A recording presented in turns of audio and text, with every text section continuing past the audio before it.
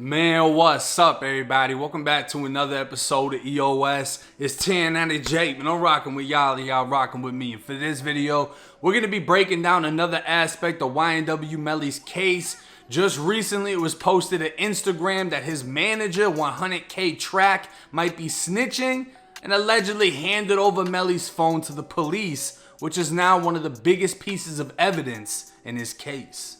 April 10th, 2021, Rap House TV will post to Instagram alleging YNW Melly's own manager, Jameson Francois, more commonly known as 100K Track, snitched by giving police Melly's cell phone as evidence to be used against him in his double murder case.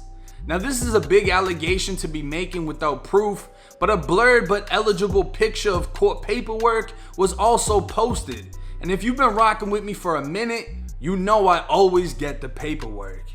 On August 29th, 1090 Jake's motherfucking birthday in 2019, the Broward County courts held an Arthur hearing, also known as a bond hearing for Cortland Henry, aka YNW Bortland. The Broward County Clerk Office would have 30 pages of transcripts publicly available to anyone with the common sense on how to look up paperwork, and every detail within the case would be presented in these transcripts in order to come to a conclusion on giving Bortland a bond. Now, we won't go into every detail in this case, but we will fast forward to page 20 through 21, which is by far the most important pages in YNW Melly's case.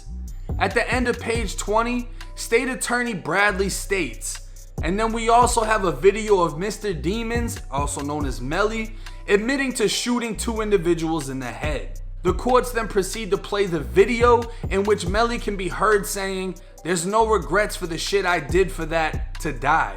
Both of them never say when. The state attorney would go on to quote Melly, saying there's no regrets for the shit he did, describing how Melly took a pen and put it to his head in the shape of a gun, like he's pulling the trigger, throws up a blood gang sign, and then says both of them never say when. The state attorney found it interesting. This video was recorded 1 month to the day after the double murder. The video itself was on Mr. Demon's cell phone, and state attorney Bradley would clarify the video itself was on Mr. Demon's cell phone, which was brought to my office by Jameson Francois, and that's how we had that. And that was all the evidence that Your Honor has before you is from search warrants, subpoenas, and of that nature. There is nothing that was done by consent or anything like that. Now, this paperwork kills all rumors and clearly states Melly's manager Track, aka Jameson Francois, turned over YNW Melly's cell phone to the state attorney's office, who are seeking to convict Melly. And this isn't just a minor element added to the case. Referring back to page 5, the state attorney clearly states the cell phone evidence is probably the biggest part of this case. On page 7, the state attorney describes how Melly had an iPhone 10 under T-Mobile's network, and T-Mobile has a unique feature in which from cell phone records, it can describe what type of environment the phone was in. The state attorney goes on to say, so from these records, I can tell you the exact moment Demons got out of the car at the staged drive-by shooting location. Now, James Francois, or Track, who was named as the manager of Melly and the one who rented the vehicle the murders were committed in, was also named in the affidavit for Bortland's arrest warrant. On page 9 it states, and the manager of Demons, Jameson Francois, intentionally misled the investigator, giving false statements stating he doesn't know where his client is presently located. It was discovered that Francois was in communication with Demons and even drove him out of the area of the shooting. Now, police filed a search warrant application to a judge for an apartment in Margate, Florida, seeking handguns, ammunition, a black satchel, and a light brown satchel, one of which was carried by Melly and the other by Juvie. Within the probable cause, it states early in the investigation, police had discovered after the shooting had taken place, Melly and Bortland discarded 2 firearms from the vehicle in an undisclosed wooded area. This information couldn't be substantiated until January 17, 2019, during a police interview with Jacoby Mills at the Indian River Sheriff Station. Mills was the 4th person in a red Mitsubishi, and according to Mills, they followed the gray Jeep driven by Bortland with Melly, Juvie, and Sack Chaser inside.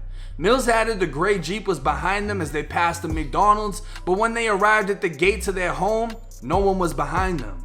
He wasn't concerned at the time because he assumed they went to get something to eat, and Mills would later find out his two friends were killed and what he was told was a drive-by. Mills told the police after Bortland was released from the hospital, they all met up at Fredo Bang's house, and that's where he saw Melly, who had changed his clothes. Mills said Melly was acting strange and pretending to be crying, but it didn't seem sincere. Mills asked Melly repeatedly who shot at him, and Melly wouldn't answer. Mills then left the residence with Melly, Bortland, and Track. They drove to an unknown wooded location that was identified by Bortland, and they all exited the vehicle to search for the two guns.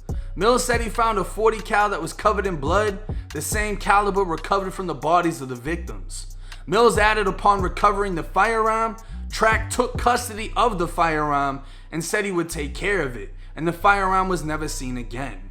Now, all of this was used to find probable cause to search Track's apartment based on the facts showing he frustrated a police investigation to aid and abet the suspect of a murder from being detected by concealing the firearm used in the commission of a capital felony. None of the evidence sought was found in 100 Track's apartment, meaning Melly's cell phone was never recovered based on a search warrant, but by Track delivering the phone to the state attorney's office, as seen on page 21 of the bond hearing. Now this 100% kills the rumors of, did he deliver the phone? He did. He didn't give it to the police. He gave it to the state attorneys, which is the same fucking thing, because if the police recovered it, the state attorney would, put in whatever, saying they want the evidence to get released so they can go through it and find whatever's in it, right? So more or less, I wouldn't say he snitched, but he cooperated by bringing them that phone. He said on Instagram, allegedly, that if there's a warrant for something, you have to give it up.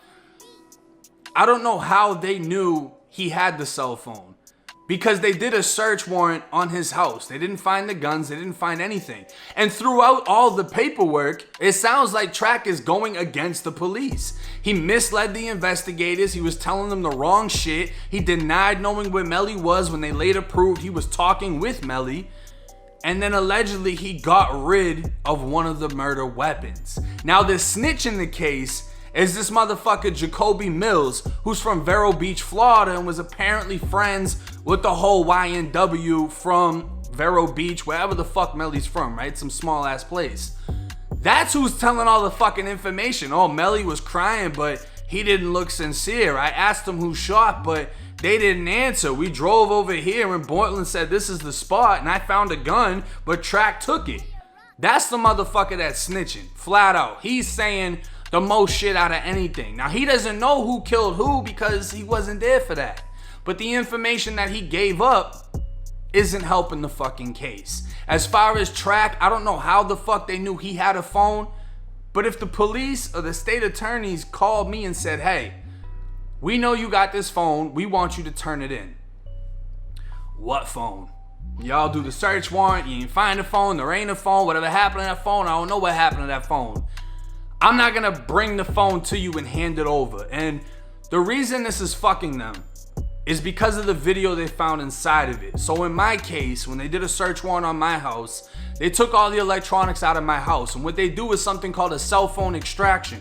There's paperwork in Bortland Melly's, case that says they did a cell phone extraction on Melly's phone. What happens is, and what that means is, every single text, email, picture, video, it doesn't matter if you deleted it or not, they extract every single thing. So if you send a snap to somebody, Snapchat deletes itself, it doesn't matter. They can get all that information from this phone. You know what I mean?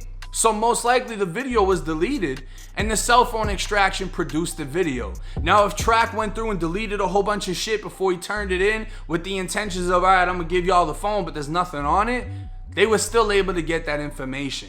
The rest of the information they got from the phone, like T-Mobile's feature where it can tell if you're in a vehicle, if you're outside of a vehicle, if you're moving or not, all of that information doesn't come from the phone, but that actually comes from T-Mobile. So they're able to get where you're at, when you're there, all of that from T-Mobile themselves.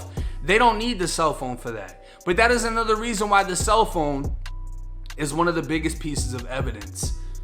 I would not want to be the person that handed over one of the biggest pieces of evidence being used against Melly in Portland. Do I feel like he intentionally snitched?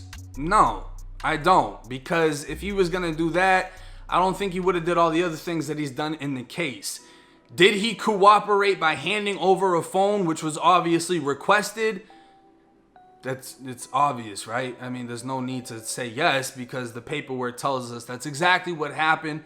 But at the end of the day, if Melly and Portland aren't saying he's snitching, aren't saying he's hurting their case, nobody else really needs to say it. If they haven't come out and pointed the finger at Track like, hey, he's telling on us, then I'm sure whatever he did isn't affecting their case in a negative way because they would have been exposed that information. You know what I'm saying? But nobody can tell me shit about Jacoby Mills. That motherfucker that's snitching. He's saying all sorts of types of shit that doesn't even need to be said. And he was investigated all the way in Indian River. He wasn't even down in Broward County. But at the end of the day, y'all decide on what y'all feel about the situation. You've seen the paperwork. Nothing we've spoke on in this video is alleged. It's all on paperwork. And if you want to see it for yourself, you can take the time to look it up. But hey, it's 1090J. I'm rocking with y'all rocking with me. Till next time.